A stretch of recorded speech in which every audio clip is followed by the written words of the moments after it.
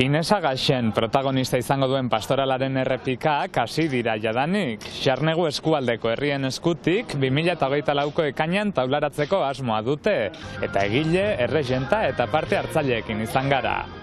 Arratsaldeon eta ongi etorri iparraldearen orenera. Xarnegu eskualdean murgilduko gara gaur beraz, baina aitzinetik aktualitatea ere aipatuko dugu. Herri astekariak harpidetza kanpaina berria hasi du, eta kasu hemen Baionan, Jean Dausez zelai honen inguruan hilketa masibo baten simulazioa egingo baitute datozen minutuetan. Has gaitezen!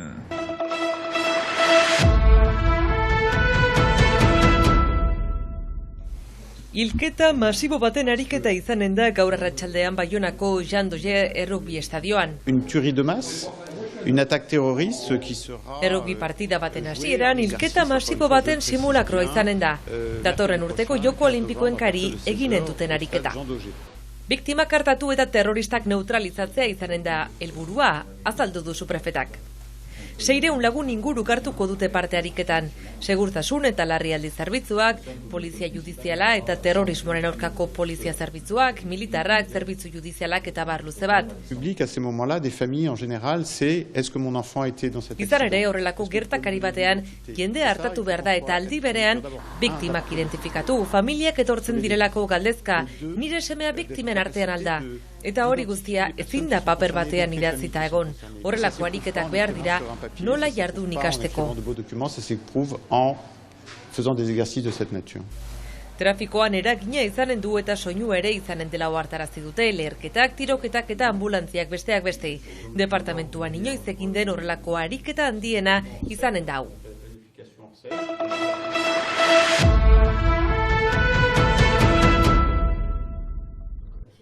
Herri astekariak harpidetza kanpaina berri bat abiatu du. Euskararen erakunde publikoarekin batera, urteroko harpidetza prezio apalean lortzeko aukera eskainiko dute, irakurle berriak atzemateko. Normalki harpidetzak kostatzen du urtean 70 euro. Eta EPEK bere gain hartuko du 175. Erran nahi du horrek, harpidetza kostako zaiola harpidetuko denari, 17 euro eterdi, eta gainaratekoa, jana baita 52 euro eterdi, EPEK hartuko du bere gain, hori da lehen urtean. Eta hori, bide hortaik esperantza du jende berria hartuko duela. Egun bat baginitu jadanik, edo 150, edo berriun ikaragarri eriteke, behaz, ara, ikusi behar da, baina, uste du heltzen algirela, eta jendea sartuko dela desmartzia hortan. Egun, 2000 harpidedun inguru ditu 16 herrialdeko astekariak, eta hain zuzen, harpidetza da haien diru sarrera nagusia.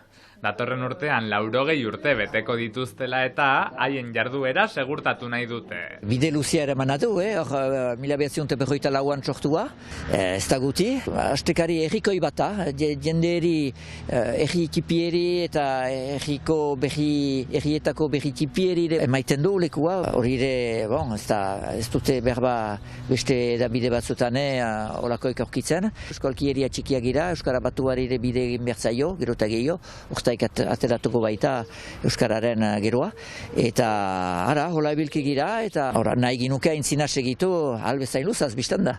Euskaraz irakurri nahi duen orori deia egiten diote beraz, eskaintza berri hau baliatzeko.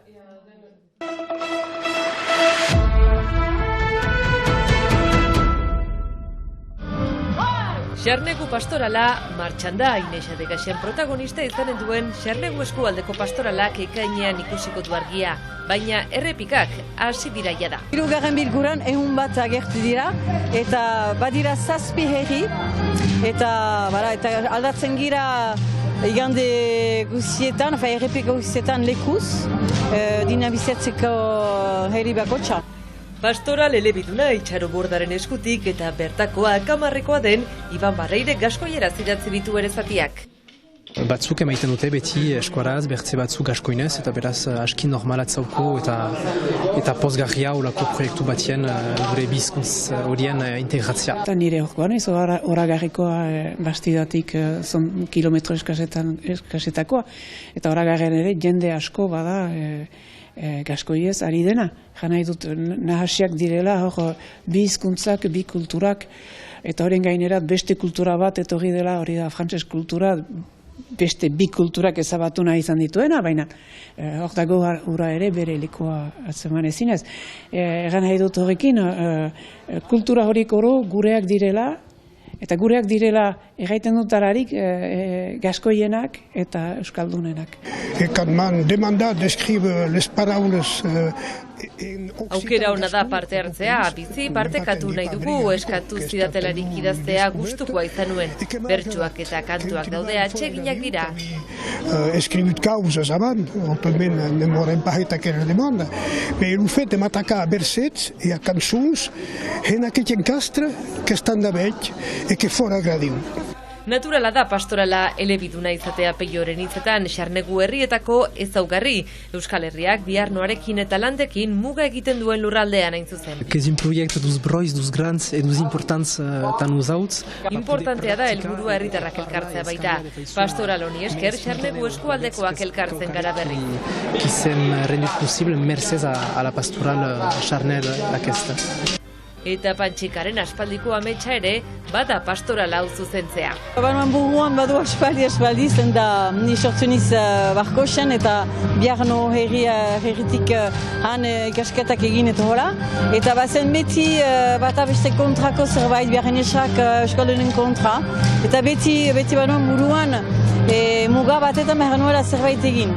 Eta hor Inez Adegasen historia holakoa zen, Xarnegu herrietan, eta Xarnegoa ikasi dut orain dela guti, Xarnegu nortasuna, da ez eskaldunan baizik izaitea edo ez gaskoinak izaitea, baizik eta biak ugeitea ber likuan. Bertan Bastidan sortu zen Inez Adegasen, sorgina izatea leporatu zioten emakumea eta gaiak interes handia piztu zuen herrian. Bastidako pertsonai baten bizitza harilkatuko du taula gainean, Inez Adegasenena, oraindik ere bada, Gasen izena duen etxe bat, beraz lekua ere ikusten aldugu. Eta zen pertsonai berezi bat, horren bidez, gainerat, orduko 17. Mendeko giro politiko, erlijioso eta guziak ere jogatzen dira. Eta hor gertatu ziren bereziki sorgin izi afera latz horiek Euskal Herria luzarako traumatizatu zutenak. Eta orduan bai han ezagutzen dute.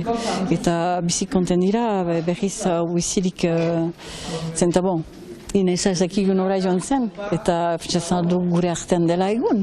Ineza sorgin bat zen eta erretua izan da, horrentzat akusatua izan delako sorgina bat zelako. Adibidez egun hasi ziren antzerkia lantzen, eta dantzariak beste gela batera joan ziren dantzaren lantzeko, eta denak behiz juntatzen gira. Zerotik hasi dira herritarrak eta hori da pastorala antolatzearen xarma erregientaren hitzetan. Asko familian eta lagun artean etorri dira. Nire amarekin pentsatu dugu egitea ongi zenen dela, zenta lagunan artean ere egonten gira eta esperientzia hon bat izanen dela. Nire nahiarekin egiten dut bakarrik, baina ara, pentsatzen. Nik justu aitatamekin. Lehen aldiko zentzunuen pastoral bat izanen dela eta lagunekin egitea pentsatzen. Laster banatuko dira pertsonaiak eta fitxa sortzeko lehiaketa ere martxan jarri berri dute.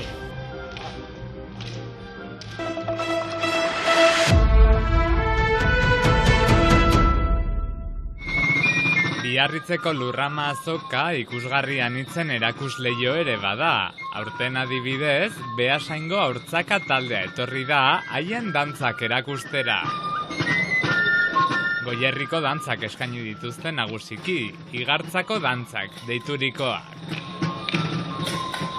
Ezpata dantza, brokelena, uztaiena eta zumitzena plazaratu dituzte.